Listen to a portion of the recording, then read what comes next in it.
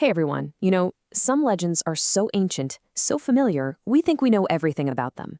Well, today we're peeling back the layers on one of the biggest, the story of a great king and his legendary wall. And what we're going to find is a completely different hero at its heart. Let's get into it.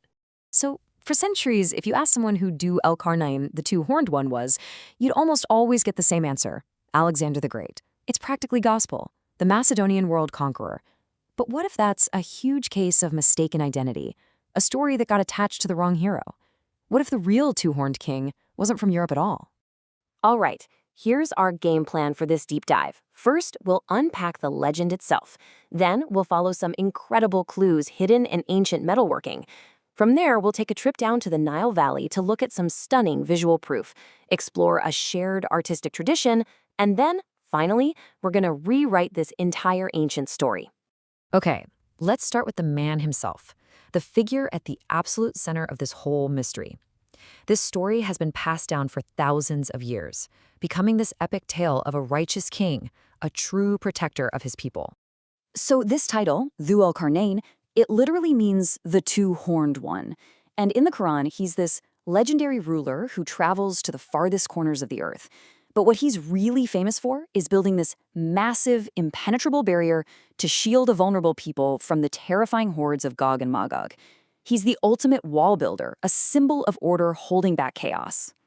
And that barrier is where our investigation really kicks off.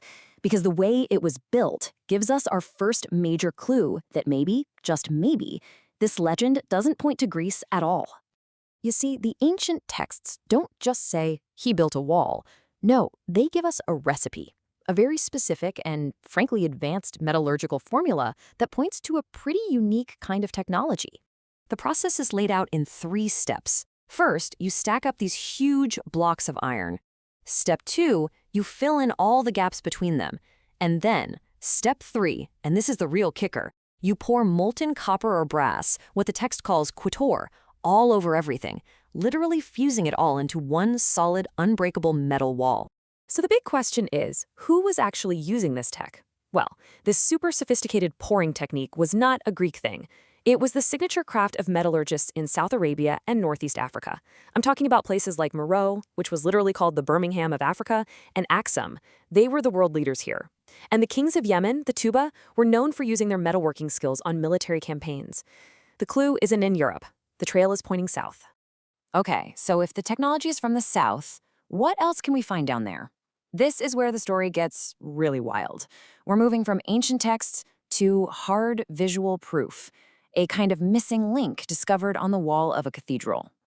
Forget everything you've pictured about this story taking place in the Caucasus Mountains. Our real journey takes us to ancient Nubia, to a place called the Ferris Cathedral.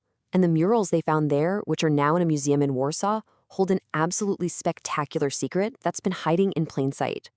And here it is. In these incredible murals from the 9th to the 11th centuries, you can see Nubian kings and dignitaries wearing a very, very specific crown. It's a helmet with 2 huge horns sticking out the sides and a crescent moon right on top. This isn't some vague description from a text. This is a direct visual confirmation of a two-horned ruler.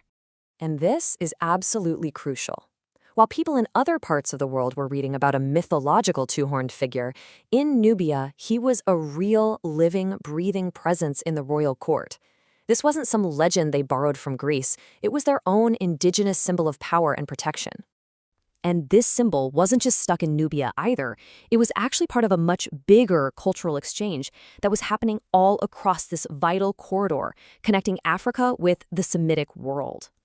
Back around the 10th century, there was this amazing flow of ideas and art between the Nile Valley and the highlands of Ethiopia. They were developing a shared visual language for what a powerful, divinely chosen king, a protector king, was supposed to look like. And this is where the two identities just completely diverge. On one side, you have the local idea of a king, or qutr.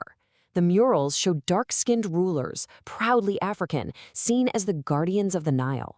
And on the other side, you've got the standard Hellenistic image of Alexander, often with European features. The contrast is just, wow, this was their hero, not some import. When you lay out the iconography side by side, the parallels are just undeniable. It doesn't matter if it's Nubia or Ethiopia. you see the same core idea. Yeah, the crowns might look a little different, but the role is identical. A local indigenous ruler whose entire job is to be a fortress for his people. The ruler as protector was a powerful, shared ideal across this whole region. So what does this all add up to? Well, it means we have to seriously rethink who the legendary two-horned one really was.